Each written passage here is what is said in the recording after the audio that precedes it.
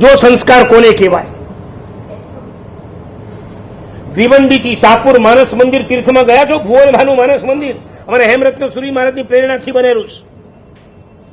ભિવંડીના યુવાનોએ સૌથી પહેલું વીઆર સેવા ગ્રુપ સ્થાપ્યું. એની ના નહીં, પણ એમણે કેવું કામ કર્યું. જેવી રીતના અમારા અમદાવાદના યુવાનો છે, એમણે વિરમગામ, સાણંદ, ધ્રાંગધ્રા, મોરબી આવી દરેક જગ્યાએ માંડલ વગેરે જઈને જેમ વીઆર સેવા ગ્રુપો સ્થાપ્યા, એવી રીતના ભિવંડીના યુવાનો ડોંબીવલી ગયા, કલ્યાણ ગયા, શાહપુર ગયા, ઘોટી ગયા, ઇગતપુરી ગયા, નાસિક ગયા અને ત્યાં જઈને એમણે પણ વીઆર સેવા ગ્રુપોની સ્થાપના કરાવી. આ શાહપુરના યુવાનો મારા સાહેબ વીઆર કરીને આવતા હતા. સાધ્વીજી ભગવાન ઓમકાર સુરી સમુદાયના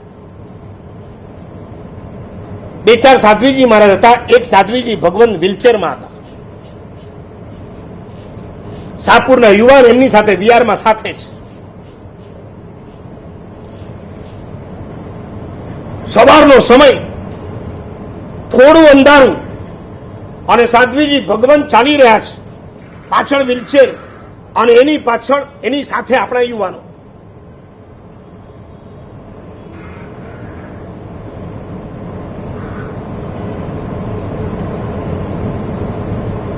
સામેથી એક કાર, ઝાયલો કાર આવી રહી છે. યુવાનની નજર પડી કે આ કાર નજીક આવશે અને કદાચ એનું બેલેન્સ ચૂકી જાય એવું લાગે છે, એટલે યુવાન આગળ આવી ગયો વ્હીલચેરની. અને બન્યું એવું કે કાર બિલકુલ સાધ્વીજી ભગવાનની વ્હીલચેર તરફ આવી રહી હતી અને વ્હીલચેરને ટકરાય પહેલા આપણો યુવાન જે સાઈડમાં હતો એ વચ્ચે આવી ગયો. જાણી જોઈને કૂદ્યો. મારા સાધ્વીજી ભગવાનને કોઈ ઈજા ન પહોંચવી જોઈએ, કારણ કે વ્હીલચેરને ખસેડાય એટલો સમય બચ્યો નતો.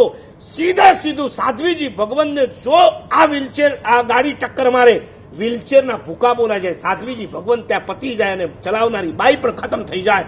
આ ન થાય એના માટે આ યુવાન સામે ચડીને કૂદ્યો અને કૂદતાની સાથે એનું ત્યાં એક્સિડન્ટ થયું.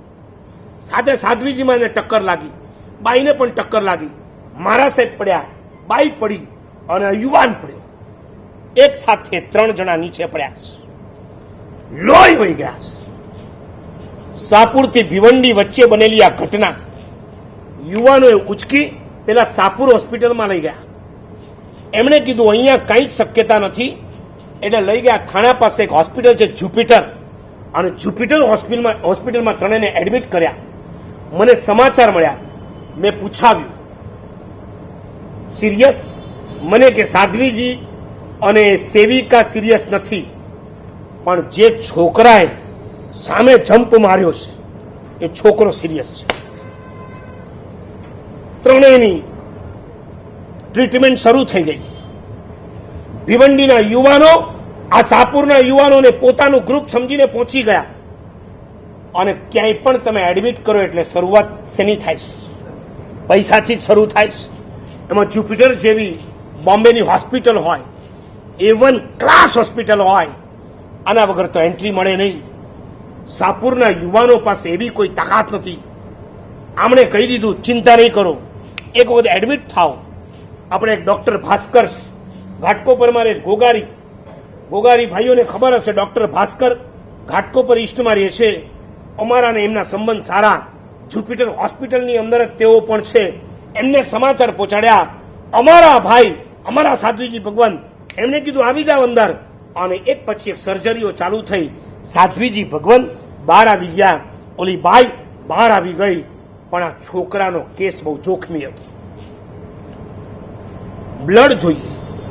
ભિવંડીના યુવાનો પહોંચી ગયા, તમે કયો એટલું બ્લડ આપવા તૈયાર છે. ફટાફટ બ્લડની બોટલો ભરાવા માંડી અને 15 દિવસની અંદર રિકવરી થઈ. અને આજે બહુ સારા સમાચાર આપવા છે. આ છોકરો મરણાંત એક્સિડન્ટમાંથી હેમખેમ બહાર આવી ગયો છે. અત્યારે પોતાના ઘરે પહોંચી ગયો છે. ટોટલ 3 જણની ખર્ચો પૂછો 3 જણમાં ટોટલ કેટલો ખર્ચો થયો? 23 લાખ રૂપિયાનો ખર્ચો થયો છે. ઓમકાર સુરી સમુદાયના આચાર્ય મુનિચંદ્ર સુરી મહારાજે કીધું ચિંતા નહીં કરતા. 9 લાખ રૂપિયા એમના તરફથી આવ્યા. કોકે 2 લાખ રૂપિયા મોકલ્યા, કોકે 1 લાખ રૂપિયા મોકલ્યા. આમ કરીને 23 લાખ તો પૂરા કરી દીધા. અને આજે બધું જ બહાર નીકળી ગયા. શાહપુર માનસ મંદિરના ટ્રસ્ટીઓએ કીધું કે આપણા શાહપુરનો છોકરો હતો ને, એની પાછળ 1 રૂપિયાનો પણ વિચાર નહીં કરતા 1 લાખથી 21 લાખ સુધીની જરૂર પડે અમે આપવા બંધાયેલા છીએ. અને એલર્ટ ગ્રુપને આજે આપણે ધન્યવાદ આપશું.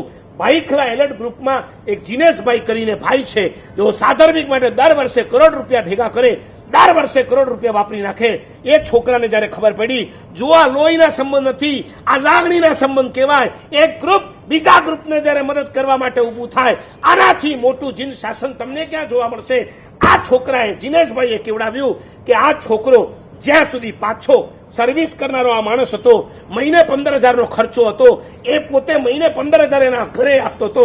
3 ભાઈ છે, 3 ભાઈ મહેનત કરીને રૂપિયા કમાતા હતા.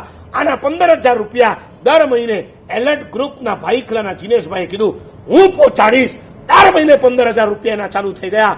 અને બીજી બાજુ માનસ મંદિરના ટ્રસ્ટીઓએ કીધું આ છોકરો થોડોક પણ વ્યવસ્થિત થઈ જશે ને પછી અમારા માનસ મંદિરની અંદર અમે એને રાખી દઈશું, એને હલવું ચલવું ન પડે, બેઠા બેઠા કામ કરી શકે અને એની ઇન્કમ પણ ચાલુ રહે.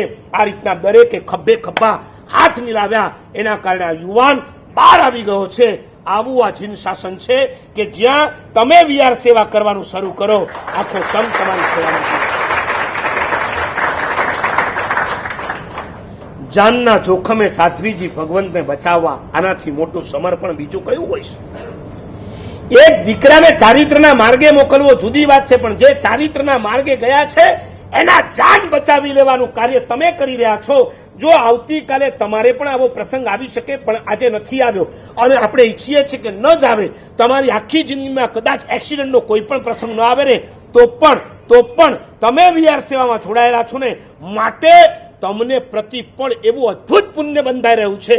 અમારા ગચ્છાધિપતિ કહે છે તમે સમાધિ આપવાનું કાર્ય કરી રહ્યા છો. તમારા જીવનમાં ક્યારે આધિ, વ્યાધિ કે ઉપાધિ આવી જ ન શકે.